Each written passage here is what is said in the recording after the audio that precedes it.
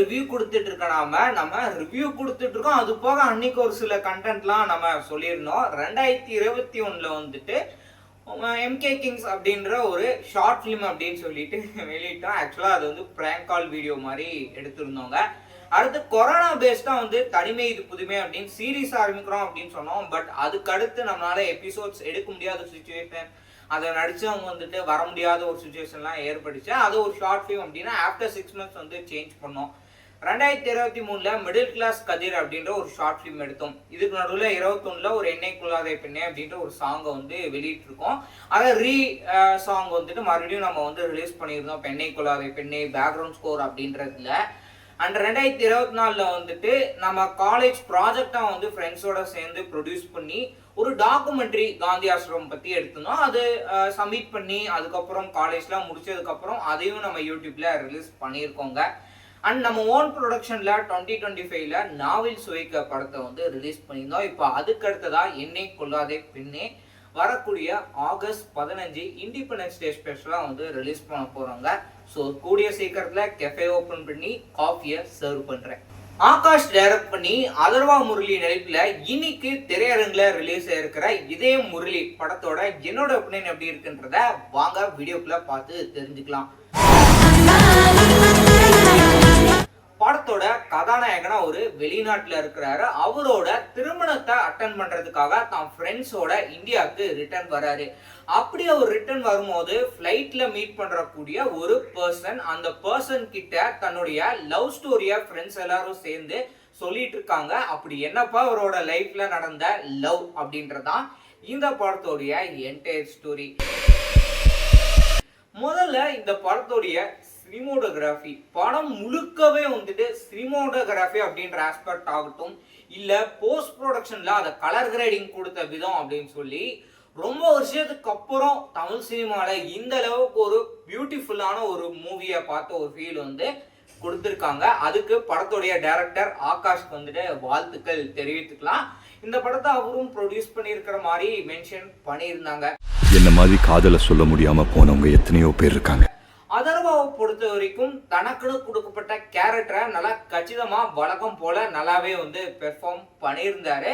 ஆனா இந்த படத்துல வந்துட்டு காமெடி அப்படின்னு எடுத்துட்டீங்கன்னா மெயினா வந்து சுதாகர் வந்துட்டு கெத்தா அப்படியே ஒரு தாதா மாதிரி வந்துட்டு காமிச்சிருந்தாங்க. அப்போ வந்துட்டு ரக்ஷன் ஒரு பாயிண்ட் ஆஃப் வியூ என்ன பாக்குறாரு, அதை ரிவீல் பண்ற விதம் வந்து நல்ல ஒரு ஃபன்னா கொண்டு போயிருந்தாங்க. இது போக வந்துட்டு நம்ம கெமிஸ்ட்ரி வந்து நல்லா ஒர்க் ஆயிருந்ததுங்க. நட்டி நடராஜுக்கும் அதர்வா முரளிக்கும் அவங்களுக்குள்ள இருக்கக்கூடிய அந்த ஒரு கான்வர்சேஷனுமே இந்த படத்துல ஒரு ஃபன்னா வந்து போகுது அப்படின்னே சொல்லலாம். அண்ட் எஸ்பெஷலி வந்துட்டு ஒரு ட்ரிங்க்ஸ் அடிச்சுட்டு மாட்டிக்கூடிய அந்த ஒரு சீக்வன்ஸ்ல போலீஸ் கிட்ட பேசுற அந்த ஒரு போர்ஷனும் இப்படின்ட்டு பல இடங்கள்ல காமெடி வந்து நல்லாவே இந்த படத்துல ஒர்க் ஆயிருக்கு அப்படின்னே சொல்லலாம். நானும் பதில சொல்லிடுவேன். காமெடி மட்டும் தானா அப்படின்னு கேட்டீங்கன்னா படத்தோட கதாநாயகன் காதலை எப்பப்பா சொல்லுவாரு அப்படின்னு ஏங்க வைக்கிறது ஒரு பக்கம், இன்னொரு பக்கம் அவருடைய அந்த ஒரு ஒன் சைட் லவ் வந்துட்டு ஒரு சோகமான விஷயத்தையும் வந்து நம்மனால ஒரு ஹார்ட் டச்சிங் மூமெண்டா நல்லா ஒரு ஃபீல் கொடுக்குற அளவுக்கு வந்து இந்த படத்தை வந்து ப்ரெசென்ட் பண்ணியிருக்காங்க. அண்ட் படத்துல வந்து தமிழனுடைய பேக்ரவுண்ட் மியூசிக் மட்டும் போடாம படத்துலயும் நடிச்சிருக்காங்க. ஜொனிதா காந்தி அவங்களுடைய அந்த ஒரு போர்ஷன், ஒரு டீச்சர் அப்படின்றவங்க மேல வரக்கூடிய அந்த ஒரு க்ரஷ் வந்துட்டு நம்மளோட ஸ்கூல் லைஃபை ஞாபகப்படுத்துற விதமாகவும் இந்த படத்துல ப்ரெசென்ட் பண்ணியிருக்காங்கப்பா. அண்ட் படத்தை background score on the whole நல்லாவே வந்து கம்போஸ் பண்ணியிருக்காங்க. என்னன்னா தமிழ் வந்துட்டு ஒரு டெரஸ்ல பாட்டு பாடுற மாதிரி ஒரு பாட்டு இருக்கும்.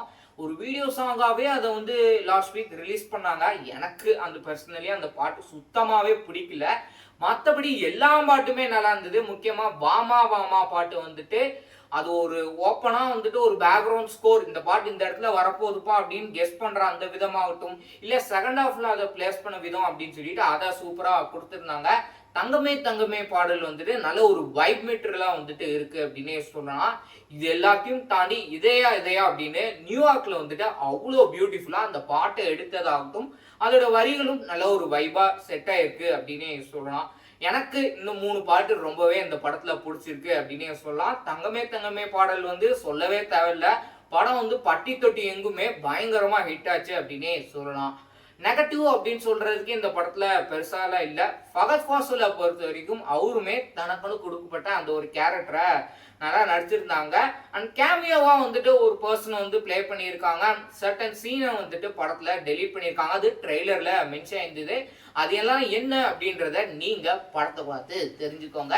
மொத்தத்துல இந்த படம் எப்படி இருக்கு அப்படின்னு எடுத்துட்டீங்கன்னா நல்ல ஒரு ஃபீல் குட் மூவியா டைரக்டர் பிரசன்ட் பண்ணியிருக்காங்க. தாராளமா நீங்க இந்த படத்தை இந்த வீக்கெண்ட் என்ஜாய் பண்ணுங்க.